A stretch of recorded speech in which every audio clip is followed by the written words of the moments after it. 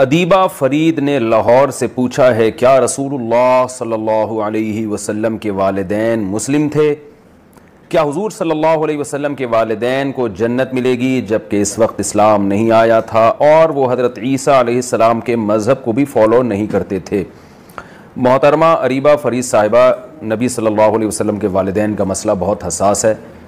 اس بارے میں بخاری مسلم میں احادیث موجود ہیں، آپ ڈائریکٹ انہی احادیث کو دیکھ لیں، اور بہتر یہ کہ اس مسئلے پر تبصرہ نہ کیا جائے، اس کا ہماری عملی زندگی سے کوئی تعلق نہیں ہے، تو اس لیے میں آپ کے اس سوال کا جواب دینے سے قاصر ہوں۔ یاد رکھنا، ہمارا عقیدہ اور نظریہ ہے رسول اللہ کے والد مسلمان ہیں، حضور کی والدہ مسلمان ہیں، وہ اہل الجنت ہیں۔ آپ Fourth question is, why are the parents of the Prophet ﷺ in hell? This question you do not ask me about. This question is something that the Prophet himself alayhi salatu wassalam told us about, and the hadith is in Sahih al-Imam Muslim. His father, a man came to him and said, "O Prophet of Allah, where's my father?" So the Prophet said, "Your father is in hell." How did the Prophet know? Allahumma salli wa sallim alayhi. Because Allah told him. So the man did not feel well about the answer. The Prophet said to him, "Your father and my father are in hell." And in another hadith, the Prophet wept one day, alayhi salatu wasalam. So they asked him, "Why are you weeping?" He said, "I sought permission from Allah to seek forgiveness for my mother, and he denied me from seeking forgiveness for her." نبی کریم صلی اللہ علیہ وسلم کے والدین کریمین ہمارے نزدیک، ہمارے علماء اسلام کے نزدیک بالکل مسلمان تھے اور موحد تھے، اللہ تبارک و تعالیٰ کی وحدانیت کا اقرار کرنے والے تھے۔ میرے آقا صلی اللہ علیہ وسلم کے آباء و اجداد میں آدم علیہ السلام سے لے کر سرکار تک کوئی کافر نہیں رہا، سب کے سب مومن اور مسلمان رہے ہیں، اور انشاءاللہ عنقریب جب میں نبی کریم صلی اللہ علیہ وسلم کی ذات اقدس سے متعلقہ عقائد آپ کی خدمت میں ذکر کروں گا تو میں اس بات کو انشاءاللہ بالکل دلائل کے ساتھ، قرآن و حدیث کے دلائل کے ساتھ ذکر کریں گے کہ سرکار کے والدین کریمین بالکل مومن تھے اور انشاءاللہ وہ جنتی ہیں۔ ایک بزرگ بیٹھے تھے، ان کے پاس ایک شخص آ گیا، وہ نئے نئے ہوتے نا کتابیں پڑھنے کا شوق ہو، تو جن کو علم کا زیادہ فلڈ آ جائے نا، یہ میری بات تھوڑی سی غور والی ہوگی، علم کا تھوڑا سا فلڈ آ جائے نا، وہ بیچارے برداشت نہیں کر سکتے، تو وہ کہنے لگا کہ نبی پاک کے جو والدین ہیں نا وہ مشرک ہیں۔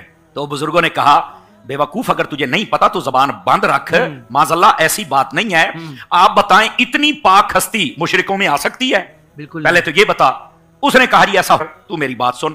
آپ نے گھر والوں کو آواز دی، انگور دیجئے، انگور دیے، آپ نے سامنے رکھا، فرمایا انگور کھا بھائی، انگور کھائے۔ کہا بتا کیسا مزہ ہے؟ اس نے کہا بڑے ٹائٹ قسم کے، کوئی بہترین کوالٹی والے ہیں۔ فرمایا یہ کیکر پر لگے تھے، انگور کی بیل پر نہیں لگے تھے۔ اس نے کہا بے حضرت کیا بات کر رہے ہو، کیکر پر بھی انگور لگتے ہیں؟ فرمایا بس جاہل کیا کرتا ہے، اگر کیکر پر انگور نہیں اتنے مزے کے لگ سکتے، اتنی شانوں والا نبی مشرک کے پیٹ میں کیسے؟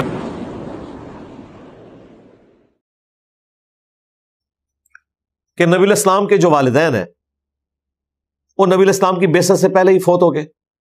آپ کے والد تو آپ کی پیدائش سے پہلے فوت ہو گئے، والدہ 6 سال کی عمر تھی جب نبی الاسلام کی وہ دنیا سے چلی گئی، لہٰذا ان تک وقت کے پیغمبر کی دعوت نہیں پہنچی۔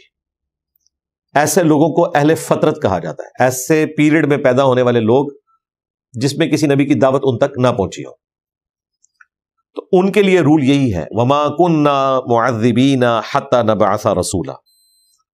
سورہ یاسین میں آیا لِتُنذِرَ قَوْمًا مَا أُنذِرَ آبَاؤُهُمْ فَهُمْ غَافِلُونَ۔ اے نبی، ہم نے آپ کو اس قوم میں پیغمبر بنا کر مبعوث کیا ہے کہ جن کے پاس کوئی ڈر سنانے والا تشریف لے کر نہیں آیا تھا، یعنی نبی الاسلام کے جو آباء و اجداد تھے ان تک کوئی اس حوالے سے دعوت حق نہیں پہنچی ہوئی تھی، ٹیمپرڈ فارم میں دین تھا۔ اگرچہ دنیا میں مختلف ادیان موجود تھے، انبیاء کی دعوت موجود تھی، لیکن وہ قوم اور قبیلوں کے اعتبار سے حضرت ابراہیم اور اسماعیل کو بھی جانتے تھے مشرکین عرب، لیکن پیغمبر کی حیثیت سے نہیں، اپنے جد امجد کی حیثیت سے۔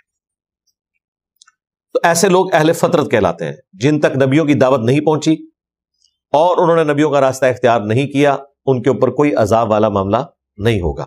یہ قرآن کا بیسک پرنسپل ہے، اور اسی کے تحت باقی احادیث کو فٹ ان کرنا ہوگا جو نبی الاسلام کے والدین سے متعلق ملتی ہیں۔ مثلا صحیح مسلم میں حدیث ہے، ایک شخص نبی علیہ السلام کے پاس آیا اور اس نے کہا یا رسول اللہ میرا باپ کہاں ہے؟ تو آپ نے فرمایا تیرا باپ جہنم کی آگ میں۔ اللہ تعالیٰ نے وحی کے ذریعے بتایا۔ وہ روتا ہوا وہاں سے اٹھ کے چل دیا، تو نبی علیہ السلام نے اسے واپس بلوایا اور کہا کہ تیرا باپ اور میرا باپ دونوں جہنم میں۔ مسلم شریف کی اس حدیث کی وجہ سے بعض لوگوں نے یہ رزلٹ نکالا کہ نبی علیہ السلام نے اپنے والد کے بارے میں یہ بات کی، حالانکہ اس میں الفاظ باپ کے ہیں، والد کے نہیں ہیں۔ عموماً والد اور باپ انٹرچینجبل ورڈ ہیں، میجورٹی کیسز میں والد کے لیے باپ کا لفظ آتا ہے، لیکن کبھی کبھار چچا کے لیے بھی آ جاتا ہے۔ وہ بھی مسلم شریف میں حدیث ہے کہ چچا باپ کی مثل ہوتا ہے۔ اسی طریقے سے قرآن میں حضرت یوسف علیہ السلام نے اپنے آبا میں حضرت اسماعیل کو بھی ذکر کیا، حالانکہ وہ اسماعیل کی اولاد میں سے نہیں تھے، وہ تو حضرت اسحاق کی اولاد میں سے تھے۔ جب اس طرح کی چیزیں موجود ہوں تو پھر ہم نے شرعی حکم بیان کرتے وقت وہ بینیفٹ آف ڈاؤٹ دینا ہے، کیونکہ دوسری طرف قرآن کا پرنسپل موجود ہے، احادیث میں بھی سپورٹیو چیزیں موجود ہیں، لہٰذا ہم یہ سمجھتے ہیں کہ نبی علیہ السلام جب یہ کہہ رہے ہیں نا کہ تیرا باپ اور میرا باپ جہنم میں، تو اس سے مراد نبی علیہ السلام نے اپنے چچا ابو لہب کو ذکر کیا۔ چچا تو تھا اور باپ بھی لگتا تھا اور نبی علیہ السلام سے پیار بھی بہت کرتا تھا، دعوت کے بعد خلاف ہوا نا، ورنہ بخاری میں امام بخاری نے تعلیقاً نقل کیا ہے کہ اس نے حضور کی پیدائش کے اوپر اپنی لونڈی کو آزاد کر دیا تھا، جس کے ساتھ پھر وہ ایک خواب بھی انہوں نے بیان کیا کہ ہر منڈے والے دن اسے اسی انگلی سے رطوبت پلائی جاتی تھی۔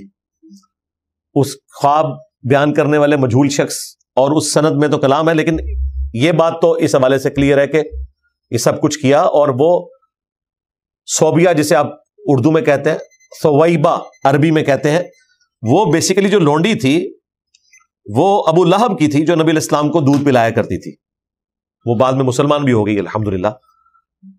تو اس اعتبار سے ایک محبت کا رشتہ تو تھا۔ اسی طریقے سے صحیح مسلم میں ایک اور حدیث ہے کہ نبی علیہ السلام نے کہا کہ میں نے اپنے رب سے دعا مانگی کہ میں اپنی والدہ کی قبر پر جانا چاہتا ہوں، تو اللہ تعالیٰ نے مجھے منع کر دیا۔ پھر بعد میں اللہ تعالیٰ نے مجھے قبر پہ جانے کی اجازت دے دی، لیکن ان کے حق میں دعا کرنے سے منع کر دیا۔ اس حدیث کی وجہ سے بعض لوگوں نے یہ رزلٹ نکالا کہ چونکہ نعوذ باللہ نبی علیہ السلام کی والدہ حالت کفر یا شرک میں گئی ہیں، اس لیے اللہ تعالیٰ نے ان کے حق میں دعا کرنے سے روک دیا، کیونکہ سورہ التوبہ میں آیا کہ کسی مؤمن یا نبی کے لیے شایع نہیں کہ اس کے قریبی رشتہ داروں میں سے کوئی کفر کی حالت میں دنیا سے گیا کہ ان کے لیے دعائے مغفرت کرے، اس لیے نبی علیہ السلام کو منع کیا گیا۔ کرالریز بنا کے تو ایک بڑا مضبوط مقدمہ اس حوالے سے کھڑا ہو سکتا ہے، اس میں کوئی شک نہیں ہے، لیکن پھر وہی بات کہ ان آیات کا کیا بنے گا؟ ان آیات کے اندر ان احادیث کو فٹ ان کرنا ہے، کیونکہ یہ بالکل 180 ڈگری جا رہی ہیں۔ اگر کہیں پہ فٹ ان نہ بیٹھ رہا ہو تو پھر آپ نے بجائے یہ کہ ان احادیث کا انکار کرنے کے قرآن کی روح سے اسے بٹھانے کی کوشش کرنی ہے کہ آپٹیمل سولوشن کیا ہے، تطبیق اس میں کیا ہے۔ تطبیق یہ ہے کہ نبی علیہ السلام کی والدہ کے حق میں انہیں دعا کرنے سے روک دیا گیا، دیٹس آل۔ اس کے پیچھے کیا حکمت ہے وہ نبی علیہ السلام نے خود بیان نہیں فرمائی، لیکن اپنی والدہ کی قبر پہ وہ گئے۔ اسی حدیث میں آتا ہے مسلم شریف کی، آلموسٹ 50 سال کے بعد ان کی وفات کے مدینہ شریف اور مکے کے درمیانی راستے میں وہ قبر مبارک آتی ہے، ابوا نامی جگہ ہے۔ خود بھی روئے، صحابہ بھی روئے، پھر وہیں پہ آپ نے فرمایا تھا میں تمہیں قبروں پہ جانے سے منع کرتا تھا، لیکن اب میں حکم دیتا ہوں قبروں پہ جاؤ، چونکہ یہ آخرت کی یاد دلاتی ہیں، دنیا سے بے رغبتی پیدا کرتی ہیں۔ اس کے بعد رزلٹ نکالنا یہ اپنے ایمان کو خطرے میں ڈالنے کے مترادف ہے، کیونکہ اصل رول اپنی جگہ موجود ہے، وَمَا كُنَّا مُعَذِّبِينَ حَتَّى نَبْعَثَ رَسُولًا، ہم عذاب دیتے ہی نہیں جب تک کہ رسول مبعوث نہ کرے۔ نبی علیہ السلام کے والدین اہل فطرت میں سے ہیں، ان تک دعوت نہیں پہنچی، لہٰذا ان کے اوپر کوئی شرعی حکم اس اعتبار سے نہیں لگے گا۔